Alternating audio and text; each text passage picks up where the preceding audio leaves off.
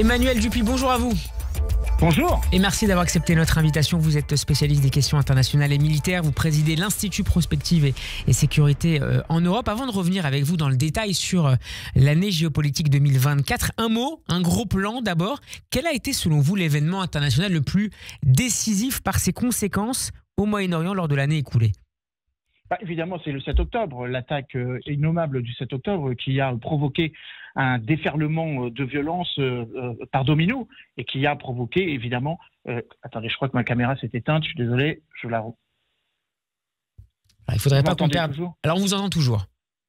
Voilà, donc j'ai un problème sur ma caméra, mais c'est pas grave, je continue. Puisque nos auditeurs, pour ceux qui nous écoutent simplement à la radio, peuvent vous suivre également sur notre chaîne YouTube. Donc je disais que le 7 octobre qui a déclenché évidemment une sorte de bouleversement stratégique avec certitude qui va façonner un nouveau Moyen-Orient. Il faudra attendre l'arrivée du président Trump, l'investiture du président Trump le 20 janvier pour, dans les mois qui vont suivre, s'en rendre compte. Une nouvelle donne stratégique dans laquelle les acteurs traditionnels de médiation, de facilitation, ceux qui parrainaient un certain nombre d'organisations terroristes s'en sont trouvés affaiblis. En l'occurrence, l'Iran, qui a perdu une partie de ses CI, de ses proxys, et notamment ceux sur lesquels elle avait investi depuis une quinzaine d'années, notamment le Hezbollah. Et c'est la dynamique la majeure et peut-être la plus inattendue, cet affaiblissement stratégique de l'Iran à travers ses proxys, même si on parlera du cas du Yémen juste après, qu'il s'agisse de Bachar el-Assad et davantage encore du Hezbollah, d'Hassan Nasrallah au Liban. Alors, ce qui est étonnant, c'est la vitesse à laquelle se sont déroulés les événements que vous décrivez. Premièrement, un affaiblissement du Hamas, après l'attaque du 7 octobre, qui évidemment, et il faut s'en réjouir, sort totalement détruit au sens propre comme au sens figuré dans sa capacité de nuisance vis-à-vis de l'État d'Israël et vis-à-vis de l'ensemble de la région et le pays voisin qu'est l'Égypte. Ensuite, un démantèlement par le haut avec l'élimination du leadership du Hezbollah et par le bas avec les combats qui ont perduré et qui perdurent toujours malgré le frêle et le fragile cessez-le-feu au Liban qui ont considérablement affaibli le Hezbollah, mais vous évoquiez les Houthis qui ne se sortent pas non plus renforcés, bien au contraire, car désormais il y a une coalition visant à en réduire sa capacité de nuisance. Une coalition internationale depuis maintenant un an, depuis que les attaques des Houthis ont ciblé la libre circulation dans le détroit de Bab el-Mandeb et le long des côtes d'Arabie Saoudite, du Soudan et de l'Égypte et de l'Érythrée, et puis plus récemment avec des frappes directement confirmées par l'État d'Israël contre les capacités de tir de missiles balistiques de la part des Houthis. Donc Téhéran, et notamment le pouvoir religieux, le régime des mollahs, sort affaibli. Il sort d'autant plus affaibli que le président Pachekyan a finalement un très fragile pouvoir entre les mains. Il a hérité d'un pouvoir politique avec l'élection anticipée eu égard à la mort accidentelle du président Raïssi, mais ça ne veut pas dire qu'il tient les rênes du pouvoir. On voit bien que ce sont les gardiens de la révolution qui sont encore en capacité de mettre en péril l'ensemble de la région, l'ensemble du voisinage.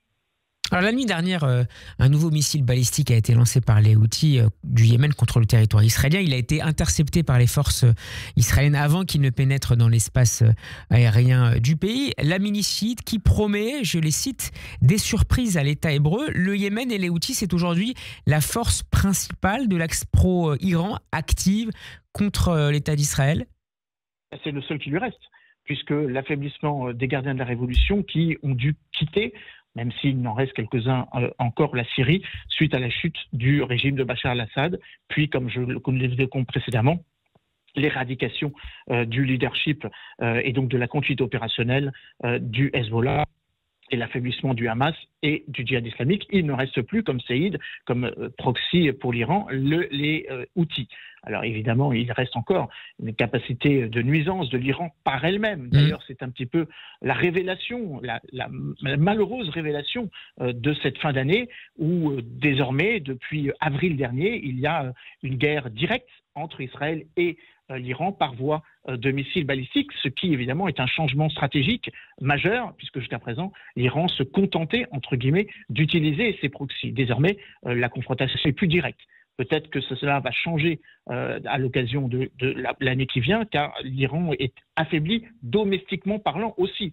Une crise économique résurgente, des contestations de plus en plus fortes de la part des différentes parts de la société, les étudiants il y a quelques mois, depuis quelques jours le bazar, les commerçants. Donc on voit bien que le régime iranien est en train d'essayer de survivre. Au point que certains évoquent, notamment aux États-Unis et en Israël, la possibilité, voire l'opportunité pour l'État d'Israël, soutenu en l'occurrence par Donald Trump, de frapper, notamment dans les prochaines semaines de l'année 2025, des sites nucléaires iraniens. Est-ce que ça vous apparaît comme une hypothèse crédible aujourd'hui ?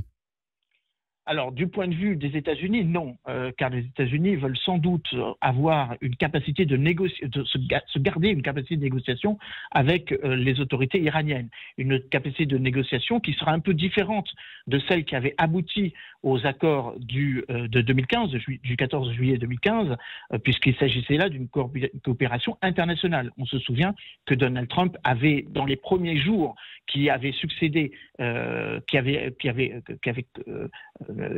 contribué donc à marquer sa différence avec Barack Obama en déchirant le 10 accord nucléaire du JCPOA du 14 juillet 2015. Sans doute que Donald Trump veut une négociation directe avec les autorités iraniennes.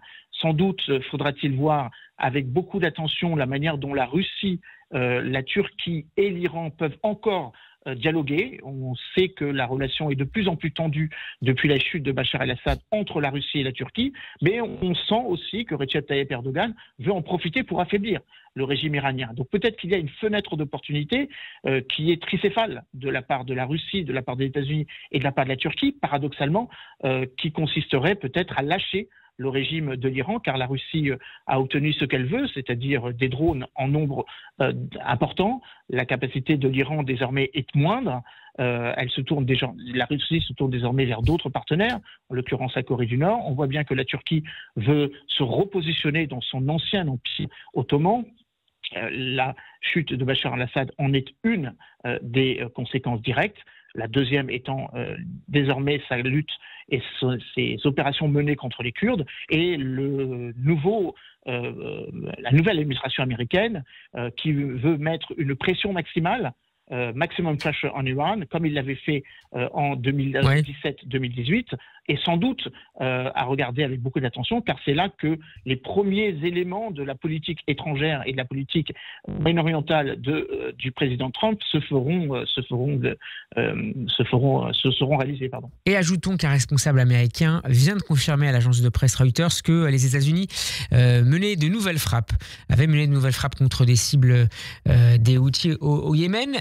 Dans une tribune publiée par Le Figaro, l'ancien ministre Pierre Lelouch, expert en matière géopolitique, estime que 2024 a été l'année, je le cite, de l'engrenage du chaos mondial. L'ordre international post-1945 est désormais ouvertement contesté par les pays du Sud global. Le nombre de victimes civiles des conflits militaires a augmenté et la guerre s'étend. Et vous évoquez fait extrêmement intéressant, cette arrivée massive de soldats nord-coréens du côté russe face aux Ukrainiens. Est-ce que vous partagez, Emmanuel Dupuis, ce tableau assez sombre de la réalité géostratégique? Partiellement. Premièrement, parce que l'existence d'un Sud global ou d'un Sud qui serait coalisé contre les Occidentaux reste à prouver.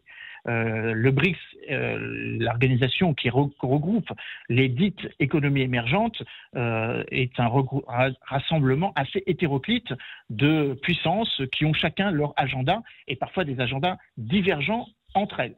Deuxièmement, le bloc occidental est lui-même divisé. Et je crois que c'est ça qui est important. Ce n'est pas tellement qu'il y a une opposition entre les pays du Sud et les pays du Nord, c'est qu'il y a une incohérence au sens propre du terme sur un certain nombre de sujets majeurs.